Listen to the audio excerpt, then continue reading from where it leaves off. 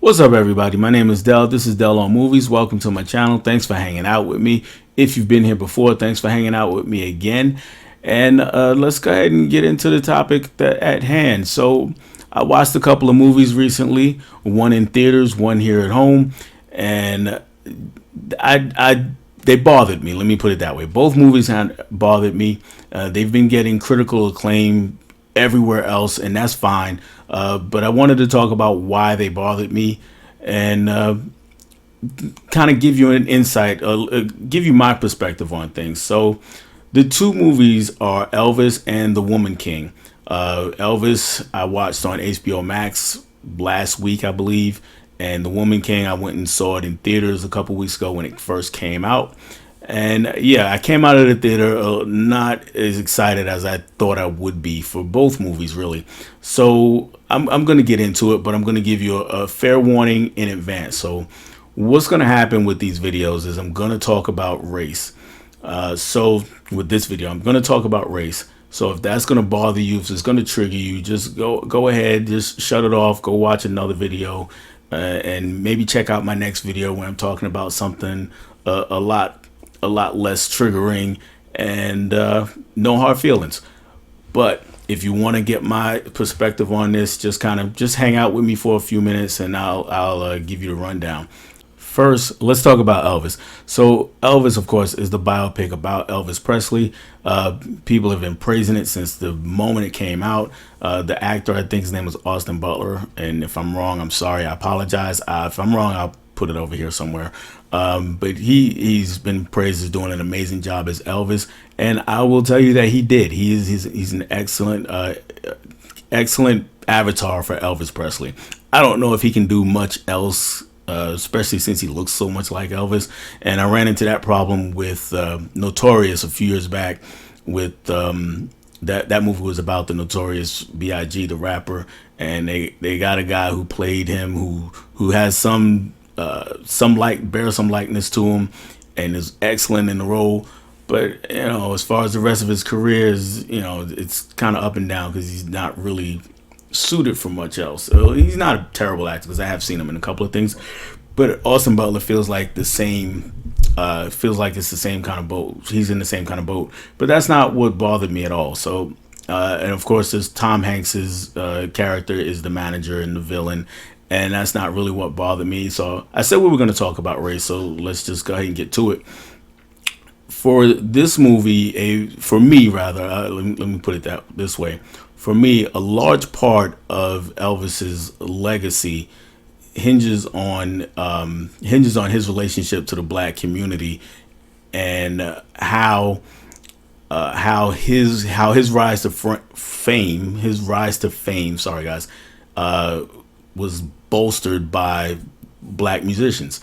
So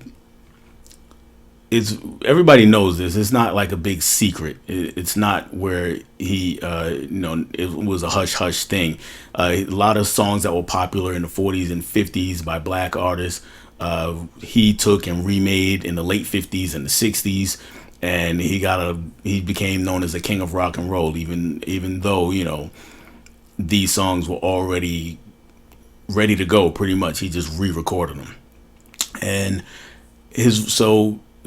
black artists and black people in general were not always too fond of Elvis Presley, and the movie kind of skirts around that and tries to smooth it over as much as possible, which I thought was a disservice to the actual story.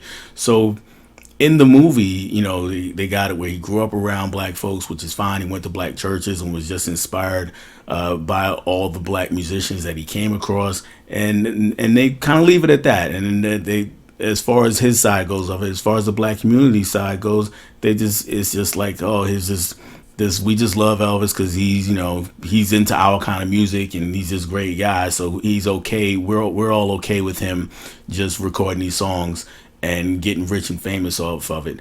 And that's just not the way it was, at least as far as I know. And I'm no rock and roll historian, but at least as far as I know, that is just not the way it goes. There were definitely artists who were not happy because either he was taking food out of their mouths because they weren't getting credit for their music, because it all, the credit all went to him and his producers and his team. And other people, it was like almost, it was like he was stealing rock and roll out from under us.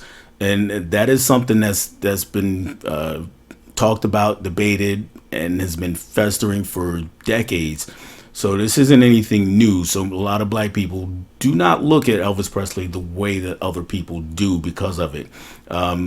He's kind of seen almost as a pariah, even if he had the best intentions, which the movie doesn't, makes it out to be, makes it like he just has the best intentions. He's just trying to he's just making the music he loves, and that's fine. I get it. He was definitely making the music he loves, but the consequences, the collateral damage from that is never addressed, glossed over. And then to make matters worse for me is the way they used B.B. King. If you don't know who B.B. King is, legendary blues musician, passed away a few years ago. And the way that he's used in the movie now, and before I go on, is I have no idea if him and Elvis Presley were really friends. They probably were. I believe that, but the way the movie uses him is basically as a mouthpiece for black people to say, hey, it's okay, just go ahead and do it. There's one scene in particular where Elvis is trying to get away. He's after he's already achieved all sorts of fame, and he's just kind of trying to get away from things for a little bit. So he goes down to this club in the black neighborhood where BB King is and a lot of musicians. And once he goes in there, Little Richard is actually there playing, and he's singing Tutti Frutti. And a little later on after that, Elvis and BB King are just talking, and he's saying how, well, this is actually during the time that Little Richard's playing, and he's saying how, oh man, that's a great song. And BB King says, point blank, well, you'll make a whole lot more money off of it if you record it. Now, at that point, I thought we were going to go somewhere. I thought that meant, okay, now we're going to start to have the conversation about, what else is happening when he's making this money, who's not making the money, and who's having the rug pulled out from under him. But they leave it at that. It's almost like a throwaway line in the movie. And that just kind of bothered me. So his relationship with the black community just completely smoothed over, just completely made to be like this harmonious thing. And that's just not the case. And I can tell you just from talking to older people, older than me, because I wasn't around during Elvis's heyday. The only thing I knew of Elvis was when I was really young. Anyway, was those last few Vegas shows that he was doing. There was commercials for him on TV all the time. That's about all I knew. But my mom. I talked to my mom, even my grandparents and other friends, moms and dads, and because sometimes his name would just come up for something, or you'd hear something or see something on TV. And the response was generally the same among people. It was like, man, he stole a lot of music from a lot of people, and not all of them, but a lot of them died destitute. And he's this icon that's still selling millions in merchandise after he's dead. Every year his estate makes millions of dollars. So that bothered me that they didn't really try to address that whole section of his legacy, and I think that was just it was disingenuous the way that it was handled. So so yeah, Elvis is definitely not going to be on my list of the best films of 2022. Not that it was a poorly made film. It was very well made, and like I said, the lead actor, he did a great job. Tom Hanks was good. It's just a movie that just left out too much. And there's another part that bothered me that had nothing to do with race, and that is his relationship with Priscilla Presley, and just the treatment of Elvis overall in the movie. The treatment of him is like almost like a helpless victim. Everything is happening to him, and he's not doing anything. All he does is sing. And that includes with Priscilla Presley. So the first time we meet her in the movie is 1959. Elvis is in the military, and he's just sitting in her bedroom and basically staring at her starry-eyed while she just goes on talking and talking and talking. And then eventually he tells her, I've never met a woman like you, and they kind of make eyes at each other and share a kiss. And it the way it's all set up is all like she pretty much made this happen to him. And there's a throwaway line before, right before the scene starts, or right as the scene is starting, by Tom Hanks, because Tom Hanks' character narrates the movie, and basically saying how he briefly mentions that she's a teenager, but again, we don't really have a conversation about what that means. We just use it as a throwaway line and then go into the scene. Well, again, Elvis is a grown man in the military. I forget exactly how old he was, but he was in his 20s. I think he was 22. He might even been older. No, 24, 25. He was somewhere in that range. And Priscilla Presley was 14. So again, this is a real problematic thing, and they just kind of skirted by it, like, like, hey, we're gonna mention it, but we're not gonna do any deep diving on it. We're definitely not gonna try to find any fault with Elvis, and so we'll play it this way. He just couldn't resist her charms, and that also bothered me as much as the racial factor did. So again, Elvis is not going to be on my list of top 10 movies of 2022. And let's just go ahead and switch gears now over to The Woman King. And The Woman King, again, like Elvis, it's a well acted, well made movie. The cast, they all do fantastic with what they have. Viola Davis in the lead, and then Daniel Kaluuya as the king, the actual king. Even though the movie's titled The Woman King, you'll have to see it to figure out how that works out. And there's a lot of other actresses who I'm just drawing blanks on names right now, so I'm not gonna try to remember them.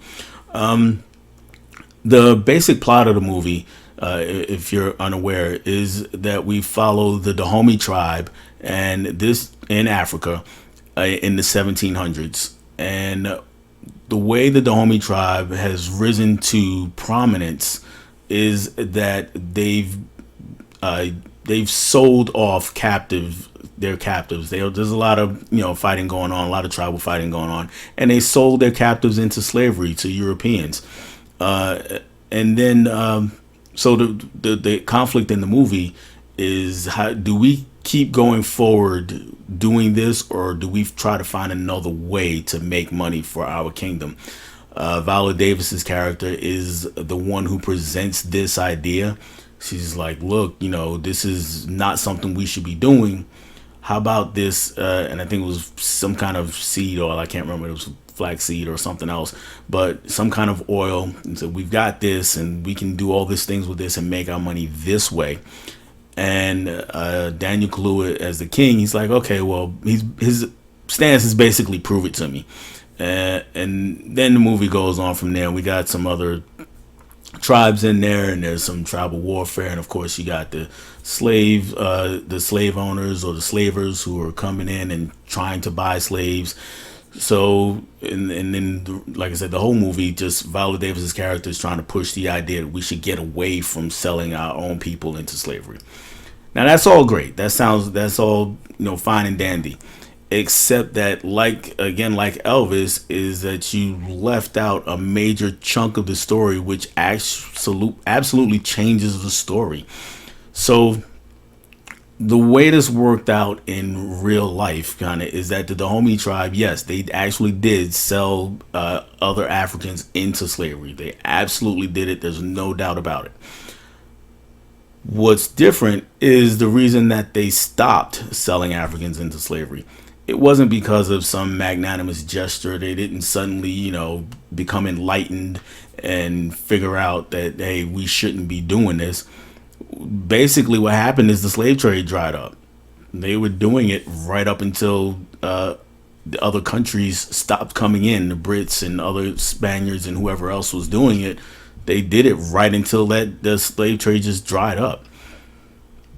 So again, what you have is you have a story that looks good on screen, sounds good, but it's altered to the point where it's now fiction, even though we're passing this off as fact.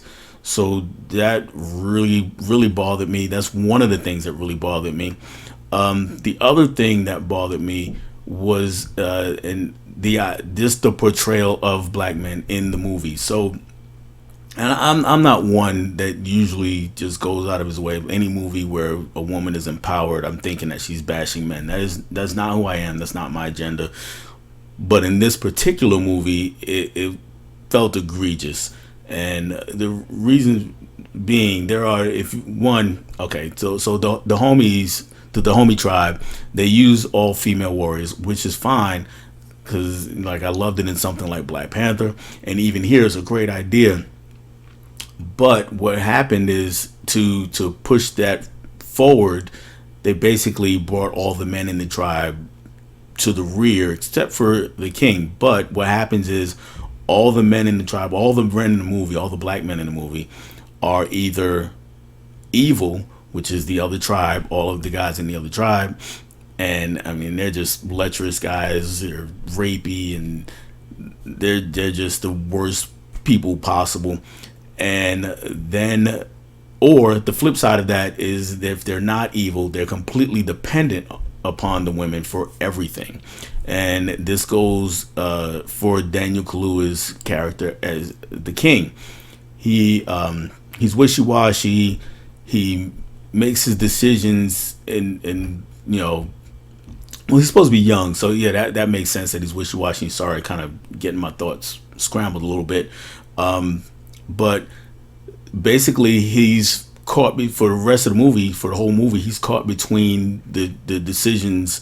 Well, he's what to do. Should we keep being involved in the slave trade, or should we go ahead with this oil thing?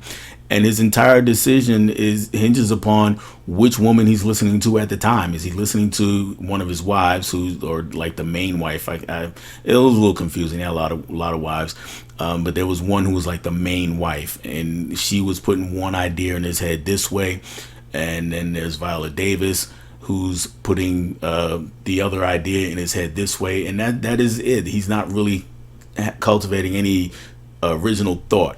So he's just listening to these two women and basing everything off of that.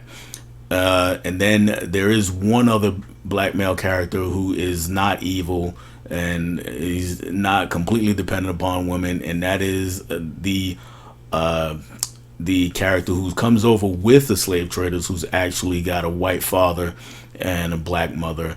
And then we get into a little bit of colorism, because he is a very, very light-skinned person, and of course he gets to be the closest thing to a hero, or a noble black male.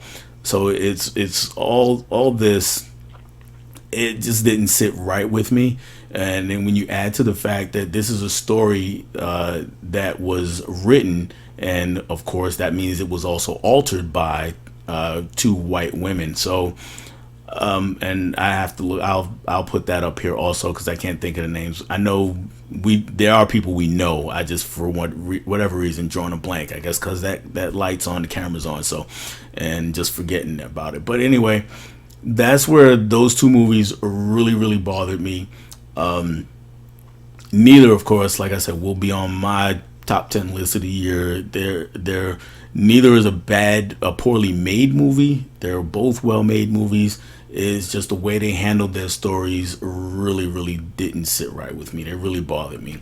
So if you enjoyed those movies, great.